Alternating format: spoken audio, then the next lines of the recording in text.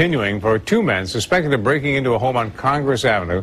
Two RIT students were home at the time, but they were able to scare off the intruders with a semi-automatic rifle. 13 Wham's Evan White live at the Rochester Public Safety Building now with this story, Evan. Don, the reality of all this is still settling in for these young men. They're glad to be alive, but don't think that would have been the case without the gun. I haven't slept very much in the last couple days. Christopher Boyce can't sleep because he's been thinking about what happened in his apartment on Tuesday morning. They entered in through this window. Boyce says that two armed men broke through the basement window. They must have just fake tapped to lure me downstairs like it was a knock on the door.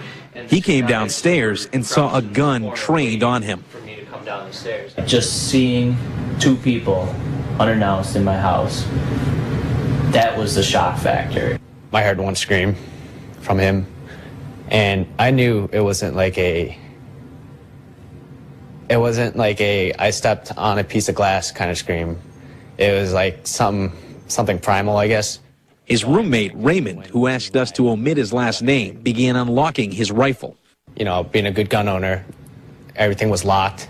He had little time as one of the armed men approached his door. By the time I had it out and ready, one of the men came at my door, slowly opened it, saw that there was a barrel on the other side, and from there, backed out. At that point, the gun was unloaded. No shots were fired, and the intruders left. It was just afterwards where it just all hit me, and it was like, you know, I could have died, I could have killed somebody. It's like it all set in. His legally owned rifle is an AR-15, used for sport. That was until Tuesday when it was needed for more. Without that gun that day, things could have went differently. I'm happy you saved my life.